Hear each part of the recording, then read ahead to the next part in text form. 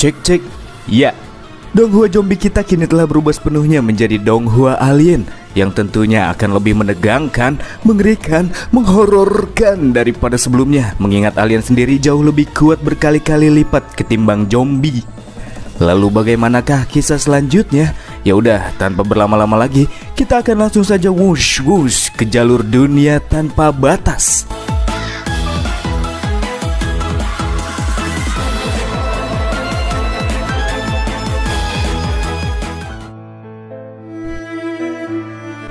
Lanjutan dari episode sebelumnya, menurut analisa si kacamata terdapat sebuah kunci yang bisa dimanfaatkan pada dunia ini yang memungkinkan para player untuk bisa memecahkan segala macam misteri di dalamnya. Dan itu adalah kunci gen. Pengetahuan semacam ini bisa dimiliki oleh si kacamata karena dia sendiri merupakan seorang ilmuwan yang kerap kali menjalankan penelitian ilmiah yang terkait dengan terobosan genetik sebagai topik utamanya. Dan apa yang ia dapatkan selama penelitiannya, jika manusia berhenti berevolusi, maka kengerian yang nyata akan kembali terulang, di mana umat manusia bisa saja musnah. Namun terdapat suatu hal yang bisa menyelamatkan mereka, dan itu adalah membuka kunci genetik. Karena dengan membuka kunci genetik, maka seorang manusia akan berevolusi menjadi layaknya manusia super, sehingga bisa beradaptasi dalam hal-hal yang menimpa umat manusia di masa depan. Bagi si kacamata tidak ada hal-hal yang mustahil di dunia, apalagi setelah ia melihat perlengkapan Zhangja dan kawan-kawan yang terlihat seperti di dalam film-film sci-fi. Bisa melengkungkan besi dengan easy peasy, serta Desert Eagle yang dimiliki oleh Zhang Ji juga sangat spesial setelah si kacamata melihatnya. Untuk memperjelas situasi, Zanlan kemudian memberitahukan jika mereka bisa mendapatkan benda-benda seperti itu semua setelah mengumpulkan poin di dalam suatu dunia dan menukarkan poin yang mereka dapatkan di ruang Raja Para Dewa. Ucapan Zanlan tentunya membuat si kacamata semakin merasa penasaran dengan siapakah sosok dari Raja Para Dewa yang dimaksud. Dari arah lain, seorang pemain wanita pun bertanya, apakah Raja Para Dewa ini juga bisa mengembalikan mereka ke dunia nyata? Jawabannya jelas, iya. Namun mereka harus bisa terus bertahan hidup sampai akhir. Lanjut, seorang pegawai berbaju putih yang merasa yakin jika mereka bisa bertahan hidup di dunia ini asalkan bekerja sama. Tapi menurutnya, mereka juga harus membuang orang tak berguna yang hanya bisa menjadi beban saja nantinya. Ucapan pria ini membuat si paman-paman kantoran di arah belakang tersinggung, sebab ia merasa ucapan si baju putih ditujukan kepadanya. Si paman tua kemudian mengambil senjata dan menodongkannya ke arah si baju putih. Mencoba mempertahankan diri, si baju putih kemudian mencoba untuk merebut senjata yang dipegang oleh si paman pada saat dirinya lengah. Tapi pada akhirnya si baju putih tak bisa merebutnya, serta membuatnya tewas setelah si paman secara refleks menembakkan senjata yang ia genggam. Kegilaan si paman tua yang menembakkan senjata tanpa arah kemudian dihentikan oleh si kacamata dengan sigap memukul tengkuk pria tersebut untuk membuatnya pingsan, serta mengamankan senjata yang dibawanya agar tidak terjadi hal sia-sia yang berkelanjutan.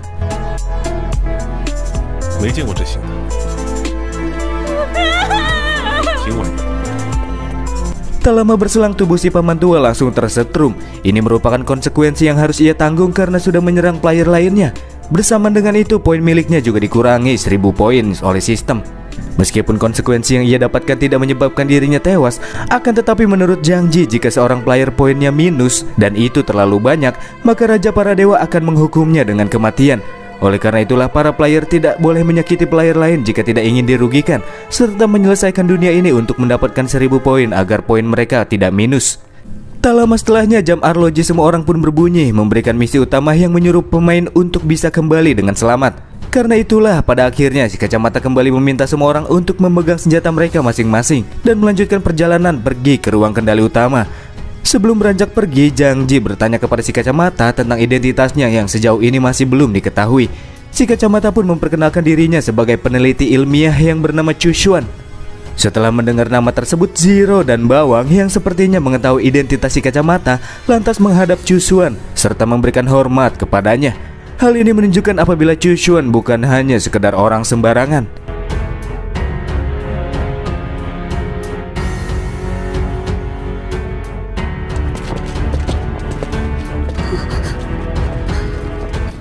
Selama perjalanan ke ruang kendali terjadi sedikit obrolan di antara Zhangja dan Chu Xuan, di mana Chu Xuan merasa jika Zhangja nampaknya lebih kuat bila dibandingkan dengan si veteran Zhang Ji. Zhangja di sini juga sedikit bercanda, dirinya mengatakan bahwa dia memang sudah sangat kuat sebelum masuk ke dunia tanpa batas ini, yang tentunya membuat si kacamata agak terkejut setelah mendengarnya.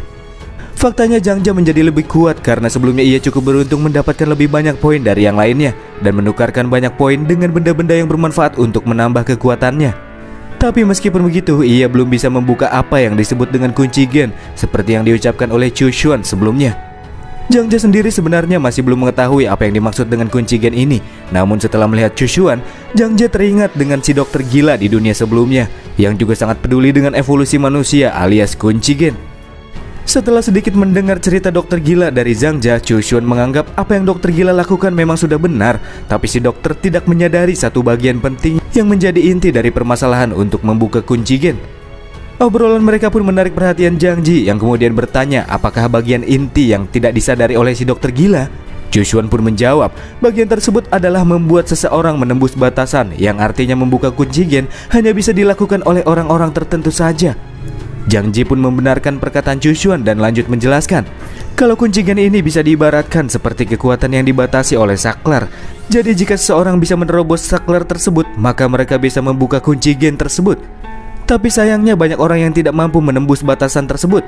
Dan bahkan bagi mereka yang sudah menembus batasan sekalipun tidak mampu menahan kekuatan yang terlalu besar yang mereka dapatkan. Dan jika tidak bisa menahan kunci gen, maka dampaknya juga akan sangat mengerikan, di mana akan terjadi keruntuhan gen yang menyebabkan kerusakan permanen pada tubuh serta memberikan rasa sakit yang amat sangat luar biasa. Zhang Ji sendiri sebelumnya sudah pernah melihat seseorang membuka kunci gen di depan matanya sendiri. Memang benar, setelah membuka kunci gen, orang tersebut langsung mendapatkan kekuatan yang melampaui umat manusia. Namun orang tersebut cuma bisa bertahan selama 10 detik saja dan tewas setelahnya.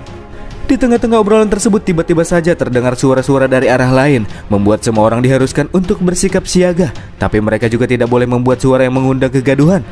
Dari arah lorong-lorong yang begitu gelap, muncullah sebuah entitas mengerikan di depan mereka yang membuat suasana menjadi menegangkan.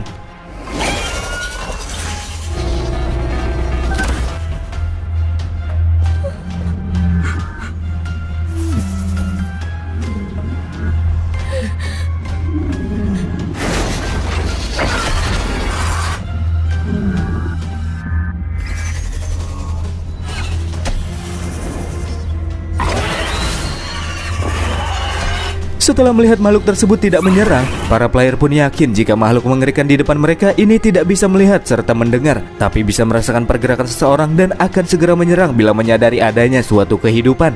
Maka dari itulah mereka hanya perlu diem kalem-kalem untuk sekarang. Namun tetap saja, rasa kengerian di saat bertatapan langsung dengan sosok alien tersebut membuat si paman tua merinding. Hingga akhirnya beliau pun memutuskan untuk melarikan diri. Hal ini juga membuat Zhang Jia dan yang lainnya tidak memiliki pilihan lain selain menggunakan senjata demi menolong paman tua tersebut. Di saat Zhang Jia dan yang lain sibuk menghadapi sang alien, tanpa diduga si paman tua mendapatkan sergapan dari seekor alien lain yang muncul dari atap langit-langit. Dan ia pun harus mokat dilalap oleh makhluk tersebut.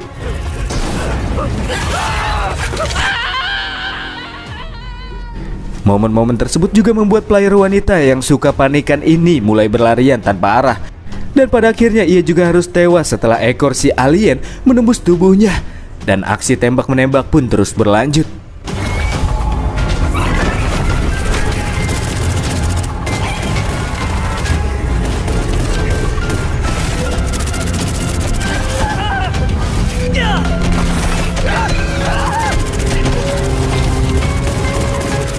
Jelas lesatan pelor dari senjata biasa tidak terlalu efektif untuk melawan para alien. Oleh karena itulah Zero di sini menggunakan snipernya untuk menjatuhkan para alien. Karena tembakan tersebut juga tidak bisa membunuhnya, selanjutnya Chu Xuan meledakkan granat di lorong tersebut untuk mengubur para alien dengan reruntuhan-reruntuhan pesawat. Ledakan yang tercipta pun menyebabkan terciptanya reruntuhan yang mesti dihindari oleh para player yang kini terus melakukan pelarian. Pada kondisi yang menegangkan seperti ini, si bocah kacamata malah sempat-sempatnya jatuh, tersandung meminta pertolongan sehingga Zanlan mau tidak mau harus membantunya untuk berdiri. Tapi di saat itulah, sang alien kembali muncul dan membuat kepanikan bagi si bocah kacamata yang malah menarik lengan Zanlan hingga terjatuh. Aduh, beban emang. Melihat hal ini, Zhang Jia pun langsung bergerak wush untuk menolong Zanlan yang hampir dicabik-cabik oleh alien. Melanjutkan pelarian, tapi jalan mereka tertutup oleh reruntuhan dan memaksa keduanya untuk mencari rute pelarian lain untuk menyelamatkan diri. Hal ini juga menyebabkan keduanya harus terpisah dengan yang lainnya.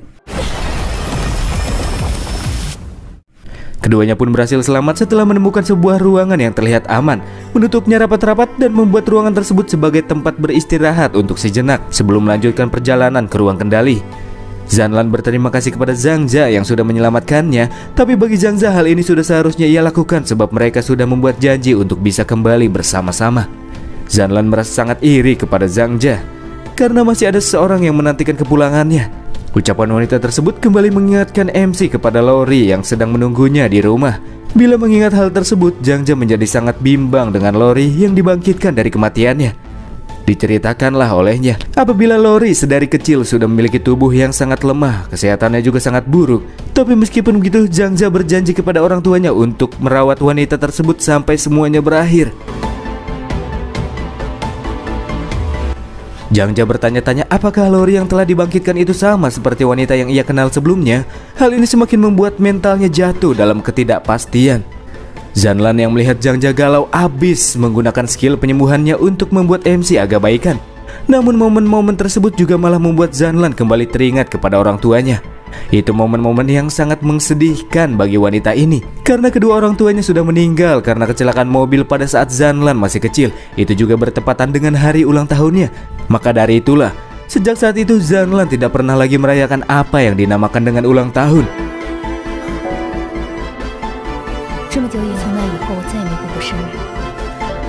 Dan dari saat itu sampai sekarang, Zhang Jia menjadi orang pertama yang berusaha dengan keras untuk menyelamatkannya. Meskipun Zanlan merasa kematian itu terasa hambar, tapi perbuatan Zhang Jia yang sudah menolongnya membuat Zanlan mendapatkan kembali sedikit rasa kemanusiaannya. MC adalah orang yang sangat baik kepada semua orang, tuturnya. Jadi menurut wanita ini, entah itu Lori yang asli ataukah tidak, tapi yang jelas Zhang Jia masih sama seperti dirinya yang asli, ucap Zanlan yang kembali menyadarkan arti kehidupan bagi MC. Dan kemudian mereka pun langsung berkemas membawa barang-barang dari ruangan pasukan tersebut yang dirasa berguna sebelum kembali melanjutkan perjalanan ke ruang kendali.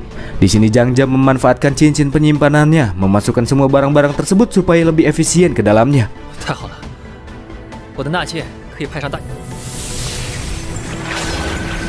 Dalam rencana melarikan diri ke ruang kendali, Zanlan berlagak seperti Chu Xuan untuk merubah suasana meleleh dan tidak begitu tegang. 控制室。没错，这推算够准的。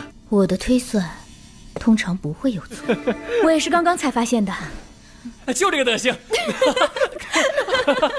Bagi Zanlan memang benar Chu Xuan itu tampan dan smart, tapi di lain hal dia juga sangat misterius sehingga membuat Zanlan merasa tidak nyaman bila berdekatan dengan pria tersebut.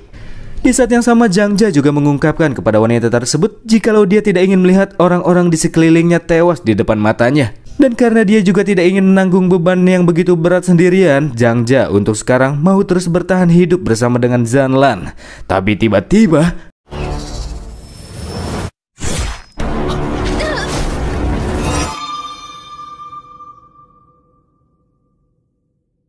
iya, Zanzan dibawa kabur oleh sang alien dan membuat Zhang Jia mengamuk dan langsung mengejarnya.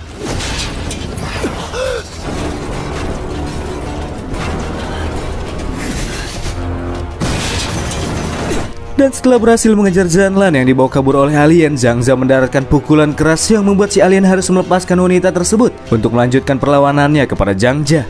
Ya, akhirnya terjadilah duel maut di antara mereka.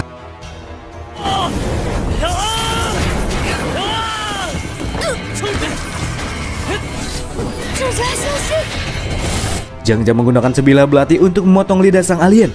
Darah hijau yang terciprat dari serangan tersebut menyebabkan korosif pada bagian dinding serta permukaan lantai. Serangan lanjutan Zhang Jia gagal mengenai alien. Ia harus terhempaskan oleh makhluk tersebut. Namun di sini ia sempat melemparkan bilah pisau yang ia pegang guna menciptakan damage kepada sang alien. Tapi Zhang Jia yang juga terkena serangan lawan berada dalam kondisi yang tidak baik-baik saja. Dan Zanlan harus menyuntikkan obat yang dia bawa untuk membuatnya kembali pulih. Zhang Jia di sini juga meminta kepada wanita tersebut untuk segera melepaskan tembakan ke kepala lawan.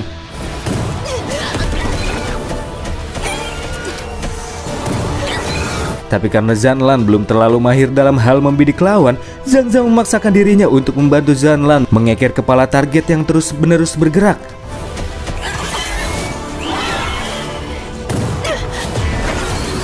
Tembakan mereka pun tepat mendarat di kepala sang alien. Dan setelahnya keduanya juga langsung kembali ke ruang pasokan karena kondisi Zhangza sudah tidak baik-baik saja. Tapi teror dari makhluk mengerikan ini masihlah belum selesai.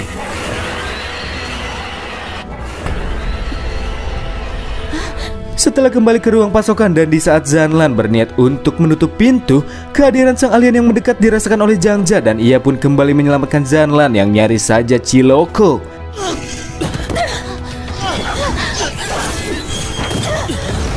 Di saat makhluk tersebut mendobrak pintu, keduanya pun harus terhempaskan ke arah dinding.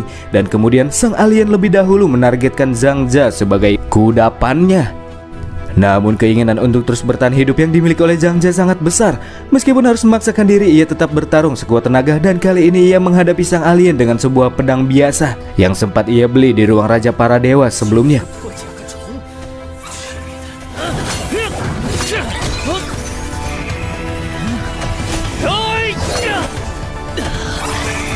Tapi itu masih belum cukup untuk menghabisi sang monster.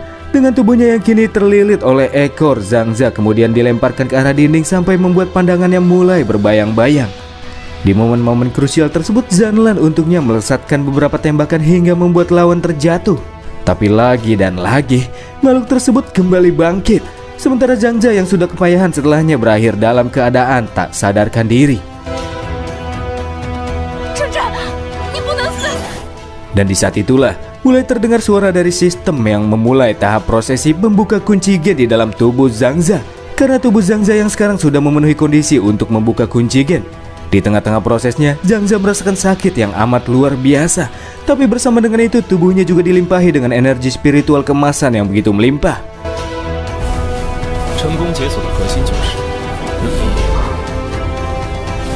Dan tak lama berselang, akhirnya ia pun mampu menerobos batasan berikut dengan sistem yang mengatakan bahwa pembukaan kunci level pertama telah selesai. Setelah mengalami awakening, tinju Zhangza dapat dengan mudah menghancurkan ekor sang alien yang mencoba menyerangnya. Dengan kekuatan fisiknya, ia juga dapat dengan mudah merobek-robek kedua lengan sang alien.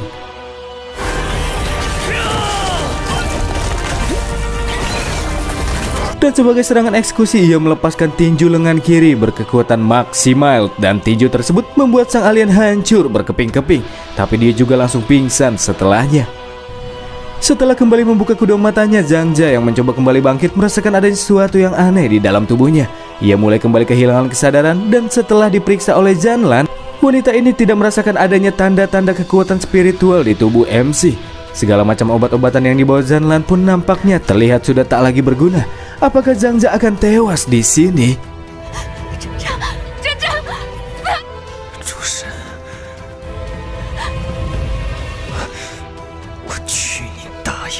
Kita beralih ke tempat lain. Chushuan dan yang lainnya kini telah tiba di depan ruang kendali utama yang dirasa akan menjadi tempat paling aman dari jangkauan para alien. Setelah mengecek situasi, mereka juga sama sekali tidak melihat adanya tanda-tanda keberadaan alien yang mengikuti dari arah belakang. Nampak terlihat pula si bocah kacamata yang sudah terengah-engah. Dia sudah kelelahan karena tidak bisa mengikuti pergerakan Zhang Ji dan yang lainnya yang begitu satset. Zero di sini mengatakan tidak akan mudah bila bekerja sama dengan bocah tersebut. Perkataan Zero menunjukkan apabila si bocah berkacamata ini hanya akan menjadi beban saja. Tepat di arah pintu masuk yang terkunci, terdapat sebuah akses virtual yang sedang diotak-atik oleh Chushuan agar bisa membuka pintunya. Dan karena sudah terlalu lama diotak-atik, Zhang Ji pun bertanya apakah si jenius tersebut benar-benar bisa membukanya. Dan tak lama setelahnya, Chushuan pun mampu membukanya. Pria ini benar-benar hebat. Dan Zero mengatakan kepada Zhang Ji untuk tidak usah terlalu heran melihatnya, karena dia itu adalah Chushuan. Sesaat setelah masuk ke dalamnya juga terlihat layar-layar monitor yang terlihat masih aktif. Di sini Zhang Ji menyuruh si jenius untuk mencari keberadaan Zhangza dan Zanlan. Karena seharusnya hal itu cukup mudah bagi Chushuan. Kita bergeser sedikit ke tempat Zhangza yang terlihat masih tak sadarkan diri. Berikut dengan Zanlan yang masih terus melakukan berbagai macam upaya untuk bisa menyadarkan pria tersebut. Apa yang dilakukan Zanlan pada akhirnya tidak berakhir dengan kesia-siaan. Karena ya, setelah melihat bayang-bayang masa lalu, ia bisa kembali mendapatkan kesadarannya.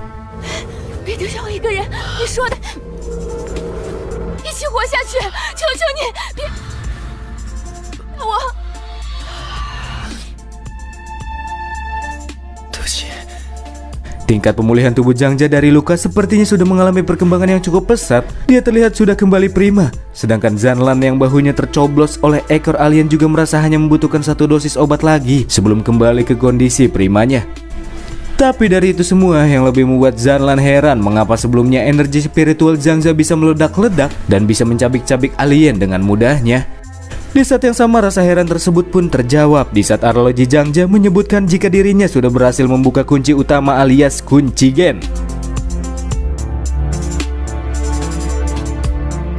Pendengaran Zhangja yang terasa semakin tajam pun menyadari tanda-tanda kemunculan para monster ke arah mereka, dan bahkan jumlahnya lebih dari 1. Jadi Zhangja lantas mengajak Zanlan untuk segera pergi ke ruang kendali utama.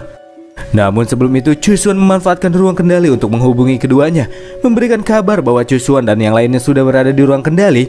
Dan selain itu ia juga menyarankan keduanya untuk waspada karena terdapat 3 ekor alien yang tengah menuju ruang pasokan dengan cepat. Jadi untuk keamanan Chusuan akan meletakkan partisi atau semacam penghalang yang diperkuat di semua lorong. Sedangkan Zhangja dan Zanlan punya waktu 2 menit untuk mencapai ruang kendali sebelum pintu di ruang kendali ditutup rapat-rapat. Seharusnya dengan laju manusia normal mereka membutuhkan 9 menit untuk bisa mencapai ruang kendali. Tapi karena sekarang Zhangja bukan lagi manusia normal, maka waktu 2 menit itu sudah cukup baginya. Ia pun kemudian menggendong Zanlan dan berlari dengan kecepatan trikitik-tik berikut dengan Zanlan yang terus mengarahkan Zhangja menuju ruang kendali utama. Chusuan nampaknya sengaja memberikan waktu 2 menit saja karena ia sudah menyadari apabila Zhangja ini mampu dan sudah berbeda dari sebelumnya.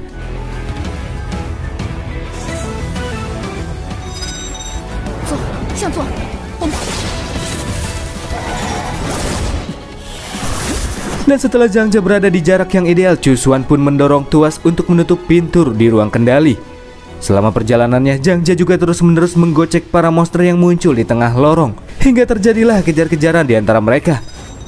Tepat di arah jam 12, pintu ruang kendali nampak terlihat mulai tertutup, dan di tengah-tengah pelariannya Zhangja sempat ditotok oleh seekor alien, membuat dirinya harus melempar Zanlan, menahan para alien sebentar sampai akhirnya masuk ke dalam pintu yang nyaris saja tertutup rapat.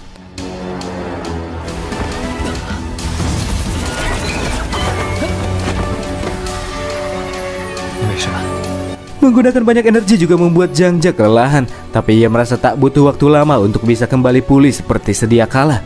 Dengan nada yang cukup bangga, Zhangja juga memberitahu Zhang Ji jika dirinya sudah berhasil membuka kunci gen. Tapi menurut Zhang Ji, jangan senang dulu, karena membuka kunci gen bukanlah sebuah akhir untuk bisa menuntaskan dunia kali ini.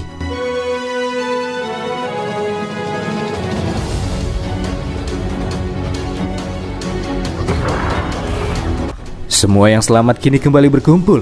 Tapi sayangnya keberadaan Kapten Scott masih belum bisa ditemukan. Yang hanya Chusuan temukan dari data peninggalan Kapten Scott, semua kru di dalam kapal tersebut sudah tewas.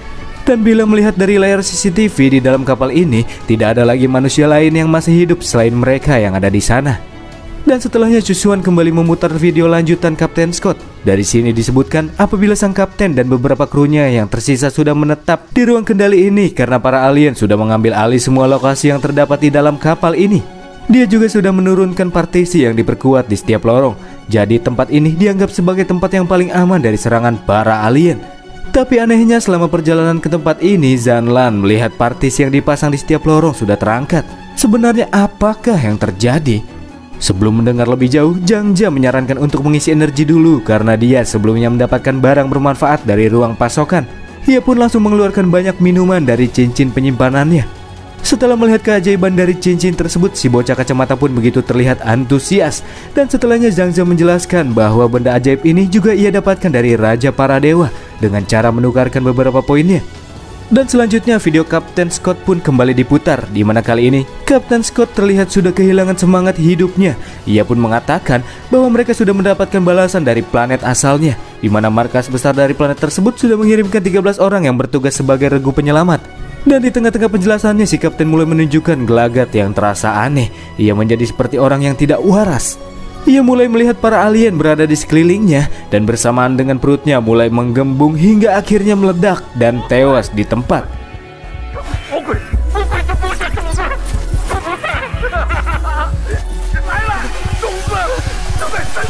Dari apa yang disampaikan oleh Kapten Scott, Zhang Lanpui menyadari sesuatu. Jika 13 orang yang dikirim sebagai regu penyelamat tak lain dan tak bukan mereka adalah player itu sendiri.